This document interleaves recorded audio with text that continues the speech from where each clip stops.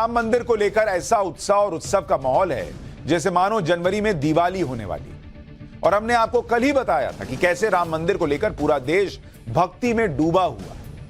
Boss, ये बार बार आने वाली चीज नहीं है। हर आदमी जानना चाहता है, इसमें शामिल होना चाहता है कि कैसे प्रभु श्री राम, रामलला जो विराजमान होंगे उस मंदिर में, क्या उनके लिए हम कर दें, कैसे वहां पहुंच जाएं।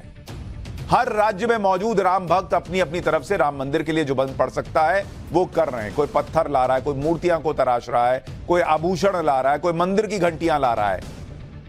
जैसे प्रभु श्री राम के ननिहाल जो छत्तीसगढ़ में, वहां से 3000 क्विंटल चावल भेजा जाएगा। मतलब ननिहाल से भी सामान आ रहा है। प्रभु श्री राम की ससुराल जो नेपाल है, वहां से आभूषण आ रहे हैं, कपड़े आ रहे हैं, उपहारों से सजे 1100 थाल आएंगे बॉस। आप देख रहे हैं, मतलब जैसे एक परिवार होता है ना, ननिहाल से आ रहा है सामान, ससुराल से आ रहा है सामान, थाईलैंड से खास मिट्टी और 2 नदियों का पानी भेजा गया है। इसके अलावा 155 देशों से पानी भेजा गया है। यूपी के एटा से 2100 किलो का घंटा लाया जाएगा जो रामलला के दरबार में लगेगा। इसे बनाने की लागत 25 लाख रुपए आई है और 400 कारीगर इसे बनाने में जुटे हुए हैं। राम मंदिर में पूजा के लिए वडोदरा से 108 फीट लंबी अगरबत्ती लाई जा रही है। सूरत के हीरा कारोबारी ने 5000 से ज्यादा अमेरिकी हीरे और 2 किलो चांदी लगाकर अनोखा हार बनाया है। यह राम मंदिर की थीम पर बना है और हीरा कारोबारी इसे राम मंदिर ट्रस्ट को उपहार देना चाहते हैं। वहीं हैदराबाद में भगवान की चरण पादुकाएं तैयार हो रही हैं और यह लिस्ट इतनी लंबी है कि बताते बताते पूरा दिन निकल जाएगा बॉस। कहने का मतलब यह है कि पूरे देश में राम भक्त इसी में व्यस्त हैं इस वक्त कि वो राम मंदिर के लिए क्या कर दें, क्या भेंट लेकर चले जाएं, या भगवान के प्रति कैसे अपनी आस्था दिखा सकते हैं। जय जय श्री राम के नारे लग रहे हैं देश भर में और इन भक्तों को इस बात से कोई फर्क नहीं पड़ता कि उन्हें राम मंदिर की प्राण प्रतिष्ठा का न्योता आएगा या नहीं आएगा। वो 22 तारीख को जाएंगे या 23 को जाएंगे, 24 को जाएंगे, भक्त को फर्क नहीं पड़ रहा। भाई राम जी मंदिर में पहुंच रहे हैं टेंट से निकलकर, उनके लिए ये इंपॉर्टेंट है। उनको 22 जनवरी को अयोध्या में जाने का मौका मिलेगा या नहीं, ये इंपॉर्टेंट नहीं है राम भक्तों के लिए। वो तो बस इसी बात से खुश है कि उनके जीते जी राम मंदिर बन गया, जिसके बारे में वो बचपन से सुनते ही आ रहे थे। और जिस तरह की यहां पर अपीजमेंट पॉलिटिक्स चल रही थी, धर्म विशेष के लिए लोग कलेजा निकाल देते थे वोट के लिए, लोगों ने उम्मीद छोड़ दी थी कि कभी राम मंदिर बनेगा भी। वो तो नरेंद्र मोदी आए और उसके बाद ये हो पा रहा है। लेकिन वही इस देश में कुछ लोग ऐसे भी हैं जिनके पास राम मंदिर की प्राण प्रतिष्ठा में आने का न्योता है, बकायदा कार्ड है बॉस कि आइए आपको बुला रहे हैं। उन्हें सम्मान के साथ बुलाया जा रहा है। उनके पास इस ऐतिहासिक मौके का साक्षी बनने का मौका है। लेकिन वही पुरानी दिक्कत कि नरेंद्र मोदी के प्रति इतनी नफरत है उनके मन में कि वो इसके आगे कुछ देख ही नहीं सकते। और इस तरह का व्यवहार है जैसे लगता है कि प्रभु श्री राम नहीं आ रहे हैं, नरेंद्र मोदी के राम आ रहे हैं। आपने तो खुद ही ऐसी हरकतें कर दी हैं जिससे लोग ये मान रहे हैं कि भैया ये देश के 100 करोड़ हिंदुओं और मोदी के राम हैं और विपक्ष के राम नहीं है। और ये इसलिए कह रहा हूं, आप खुद देखिए कि क्या स्थिति बनी है। पहले विपक्ष की पार्टियां इस बात को लेकर विवाद खड़ा करने की कोशिश कर रही थी कि राम तो सबके हैं, इसलिए राम मंदिर की प्राण प्रतिष्ठा में सबको बुलाना चाहिए। जब न्योता चला गया तो विपक्ष में शामिल लेफ्ट पार्टियों ने इसमें शामिल होने से साफ इनकार कर दिया। सीपीएम के नेता सीताराम येचुरी ने न्योता ठुकराने का ठीकरा भी नरेंद्र मोदी पे फोड़ दिया। उन्होंने कहा कि जिस तरह से राम मंदिर से जुड़े आयोजन का राजनीतिकरण हुआ है वो सही नहीं। संविधान के तहत भारत में शासन का कोई धार्मिक जुड़ाव नहीं होना चाहिए। अरे बॉस, अब राम मंदिर बन रहा है तो कोई धार्मिक जुड़ाव नहीं होना चाहिए। लेकिन संसाधनों पर पहला हक जो है वो इस देश में मुसलमानों का कहने वक्त तब धार्मिक जुड़ाव नहीं दिखता था, तब अपीसमेंट पॉलिटिक्स इन लोगों को नहीं दिखती थी। अब राम मंदिर बन रहा है तो कैसे भैया उसमें धर्म का जुड़ाव हो गया। जब सीताराम येचुरी से इंडी गठबंधन की बाकी पार्टियों के बारे में पूछा गया तो उन्होंने कहा कि बाकियों का तो पता नहीं, लेकिन वो नहीं जाएंगे। सीपीएम नेता वृंदा करात ने भी राम मंदिर की प्राण प्रतिष्ठा से जुड़े आयोजन में शामिल होने से इनकार कर दिया और बीजेपी पर राम के नाम पर राजनीति करने का आरोप लगाया। सुनिए एक बात। नहीं, हमारी पार्टी की तरफ से कोई नहीं जाएंगे।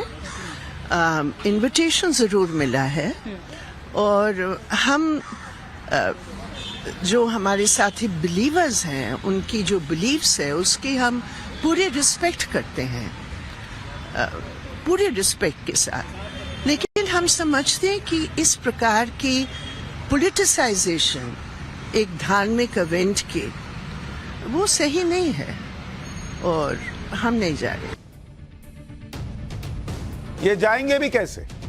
लेफ्ट की आइडियोलॉजी जहां से निकली है, वो लोग तो धर्म को अफीम बताते हैं, तो इनको तो दिक्कत धर्म से ऑलरेडी है। लेकिन अब ये कह रहे हैं कि अरे पॉलिटिसाइज किया जा रहा है, राजनीतिकरण हो रहा है। अच्छा बॉस, राम मंदिर बन गया, करोड़ों हिंदू यहां रहते हैं। जब ये लोग कह रहे थे बाबरी मस्जिद नहीं टूटना चाहिए, तब जो है पॉलिटिसाइज नहीं कर रहे थे मामले को।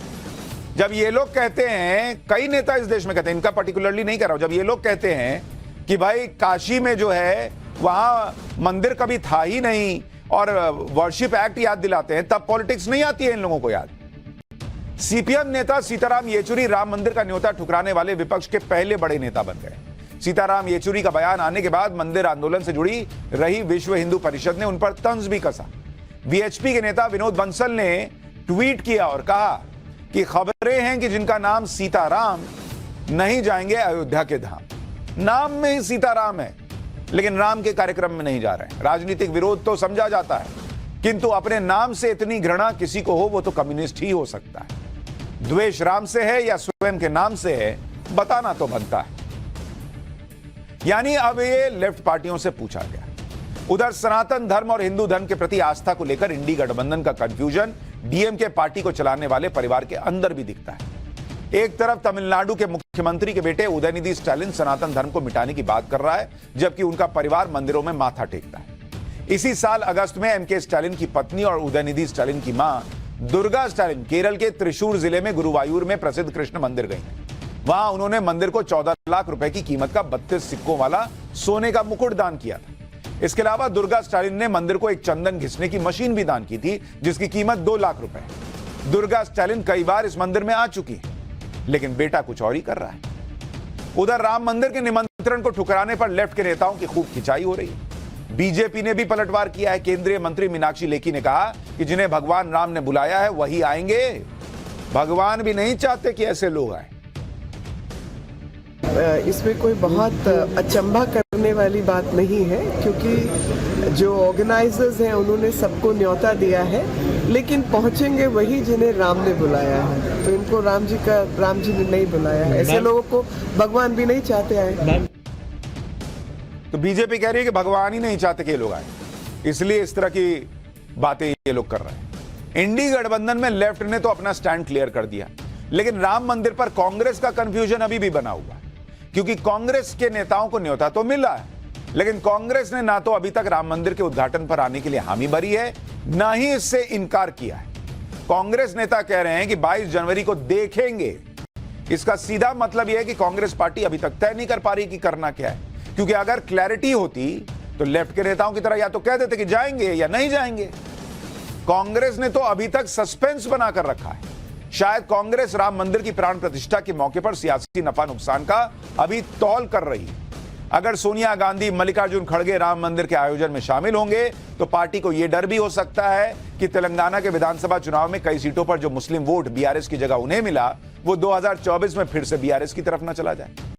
कांग्रेस को यह भी डर रहेगा कि 2024 के लोकसभा चुनाव में यूपी में भी मुस्लिम वोट पूरी तरह अखिलेश और मायावती को शिफ्ट हो जाएगा। फिर अब कांग्रेस के सामने दिक्कत यह है कि वो सीधे सीधे राम मंदिर के आयोजन में जाने से इनकार भी नहीं कर सकते, क्योंकि ऐसे हालत में बीजेपी को पूरा मौका मिल जाएगा कि वो कांग्रेस को बताए कि भाई ये देखिए इतना बड़ा कार्यक्रम हिंदुओं का हो रहा है, ये लोग नहीं आए, जनेऊधारी बन के घूमते हैं राहुल गांधी और हिंदुओं के कार्यक्रम में नहीं आए। लोकसभा चुनाव भी सिर पर है। एमपी, राजस्थान और छत्तीसगढ़ में कांग्रेस सॉफ्ट हिंदुत्व की छवि के साथ उतरी थी, इसलिए अब कांग्रेस मुश्किल में है। जाएं तो नुकसान, न जाएं तो नुकसान। हालांकि यूपी कांग्रेस के अध्यक्ष अजय राय ने क्लियर कर दिया है कि उन्हें न्योता मिलेगा तो वो तो जरूर जाएंगे। हम भगवान राम हम सबके हैं, हम सबकी आस्था का केंद्र है। निमंत्रण आएगा, मैं निश्चित तौर से भगवान के चरणों में जरूर रहूंगा। मेरा एक मानना है कि जो ये निमंत्रण बांट के ये जो प्रोपेगेंडा कर रहे हैं, मैं समझता हूँ कि इसमें तो सभी को आह्वान करना चाहिए, पूरे देश से आह्वान करना चाहिए, पूरे लोगों को आह्वान करना चाहिए कि सभी जो भी लोग हैं वो आवें और भगवान राम का आशीर्वाद लें। देख रहे हैं, अब निमंत्रण में भी कह रहे हैं कि प्रोपेगेंडा कर रहे हैं, पूरे देश को बुला लेना चाहिए। वहां सिक्योरिटी कौन देखेगा? आप देखिएगा, करोड़ों हिंदू पहुंच जाएंगे, सिक्योरिटी कौन देखेगा? और 22 तारीख के बाद हर हिंदू के लिए तो खुला ही हुआ है। अजय राय कह रहे हैं कि सबको आह्वान कर लेना चाहिए, सबको भगवान राम का आशीर्वाद लेना चाहिए। अच्छी बात यह है कि अजय राय को यही बात अपने नेताओं को भी तो समझानी चाहिए कि बॉस बाकियों को तो नहीं बुलाया लेकिन आपको बुलाया है सोनिया जी, आप तो जाइए। खैर, राम मंदिर को लेकर कंफ्यूजन यूपी में समाजवादी पार्टी के सामने भी है, क्योंकि समाजवादी पार्टी के नेताओं का नाम तो राम मंदिर आंदोलन के खिलाफ सख्त एक्शन के चलते इतिहास में दर्ज हो चुका है। यूपी में 1990 में अयोध्या में कार सेवकों पर गोली चलवाकर आंदोलन को दबाने का श्रेय यूपी के तत्कालीन सीएम रहे मुलायम सिंह के ही नाम है। अब समाजवादी पार्टी के इतिहास को देखें तो ऐसा लगता है कि वो राम मंदिर से दूरी बना लेंगे, लेकिन अखिलेश यादव कह रहे हैं कि न्योता मिलेगा तो जाएंगे बॉस। उनकी पत्नी डिंपल यादव तो कह रही कि न्योता नहीं भी मिलेगा तो भी जाएंगे, लेकिन उनकी पार्टी के ही वरिष्ठ नेता और सांसद शफीकुर रहमान बर्क कह रहे हैं कि जिस दिन राम मंदिर का उद्घाटन होगा उस दिन वो अल्लाह से बाबरी मस्जिद वापस मिलने की दुआ करेंगे। एक बार सुनिए राम मंदिर पर समाजवादी पार्टी के नेताओं के अलग अलग बयान। अगर निमंत्रण आएगा तो जाएंगे, निमंत्रण रामलला ट्रस्ट की तरफ से, और अगर नहीं आएगा तो भी जाएंगे, बाद में जाएंगे। हमारे तो शिरकत की आप बात कर रहे हैं कि सिवाय उस दिन अल्लाह से दुआ करेंगे बस इस बात की कि अल्लाह ताला के इस बाबरी मस्जिद जो हमसे छीन ली गई है वो हमें वापस दे दी जाए। अब मंदिर बन रहा है, अब कहां बाबरी मस्जिद वापस आनी, लेकिन दुआ कर रहा हूं जो जमीन दी गई है वहां बन रहा है ना भाई मस्जिद। इधर अखिलेश यादव प्लानिंग कर रहे हैं कि राम मंदिर का न्योता आए तो जाएं, उधर उनके नेता स्वामी प्रसाद मौर्य फिर से हिंदू धर्म पर विवादित बयान दे रहे हैं। स्वामी प्रसाद मौर्य ने अब हिंदू धर्म को धोखा बता दिया, लेकिन वहीं डिंपल यादव कह रही हैं कि सबको अपने दिल में राम जी के स्वभाव को अपनाना चाहिए। यानी समाजवादी पार्टी में राम मंदिर और हिंदू धर्म को लेकर ही अलग अलग सुर सुनाई दे रहे हैं। मतलब गजब कंफ्यूज पार्टी है बॉस। एक आदमी रामचरितमानस को गाली दे रहा है, दूसरी तरफ कह रहे हैं हम तो जाएंगे राम जी के कार्यक्रम में जाएंगे। भयंकर कंफ्यूजन वाली पार्टी है। देखिए आपको अगर स्वामी प्रसाद मौर्य कह देते हैं हिंदू धर्म धर्म नहीं है बल्कि एक धोखा है, और जिसे हम हिंदू धर्म कहते हैं वो कुछ लोगों के लिए धंधा है। जब हम कहते हैं कि ये कुछ लोगों के लिए धंधा है तब पूरे देश में भूचाल मच जाता है। का जो सनातन धर्म की बात करते हैं, जहाँ राम राज्य की बात हो रही है आज, तो मेरा मानना है और मेरा समझना है कि हम सबको अपने हृदय में, अपने अंदर को जो राम जी के स्वभाव है उनको अपनाना है, उनको ग्रहण करना है। तो पहले स्वामी प्रसाद मौर्य को तो राम जी का स्वभाव अपनाने के लिए बोलिए मैडम। और जितना स्वामी प्रसाद मौर्य और ये डीएमके वाले और दूसरे लोग हिंदू धर्म को गाली देते हैं, मैं तो चैलेंज करता हूं, जरा दे के दिखाएं दूसरे धर्म को। सर तन से जुदा के नारे नहीं लग गए, घर में घुस दुबक के बैठना नहीं पड़ गया तो कहिएगा। लेकिन हिंदू धर्म पे तो सबके पास ज्ञान है, जिसको मन गाली देके चला जाएगा। राम मंदिर के उद्घाटन के न्योते पर इंडी गठबंधन में अभी कंफ्यूजन दिखाई दे रहा है, लेकिन एक बात है जिसमें इंडी गठबंधन में कोई कंफ्यूजन नहीं, और वो है कि आंख बंद करके किसी भी मुद्दे पर नरेंद्र मोदी को कोसा कैसे जाए। जैसे राम मंदिर के मुद्दे पर लेफ्ट पार्टियां भले ही राम मंदिर से दूरी बना रही, लेकिन इसमें भी उन्होंने नरेंद्र मोदी को कोसने का मौका तलाश लिया। लेफ्ट के नेता खुद तो राम मंदिर की प्राण प्रतिष्ठा में नहीं जा रहे, उन्हें इस बात से भी दिक्कत है कि नरेंद्र मोदी क्यों जा रहे हैं। अरे बॉस, अपना जाना कि नहीं जाना देखो ना, नरेंद्र मोदी क्यों जा रहे हैं इस पे दिक्कत है। इनका तर्क है कि नरेंद्र मोदी तो देश के प्रधानमंत्री हैं और भारत के संविधान के मुताबिक शासन का धर्म से कोई कनेक्शन नहीं होता। भारत तो एक सेक्युलर देश है, वहां किसी प्रधानमंत्री को धार्मिक आयोजन में शामिल नहीं होना चाहिए। तो बस तोड़ ना लो इंडी गठबंधन। ये नीतीश कुमार जो इफ्तारी पार्टी में जाते थे, लालू जी इफ्तारी पार्टी में जाते थे, तोड़ो उनसे गठबंधन। ममता बनर्जी जाती है वहां, उनसे अभी लेफ्ट वहां पे कहेगा कि हम बंगाल में सीट मिलके लड़ेंगे, तोड़ो ममता बनर्जी से गठबंधन। ये राहुल गांधी जब जाते हैं जनेऊधारी बन के, उनको बोलो कि नहीं नहीं हम नहीं रह सकते ऐसे लोगों के साथ।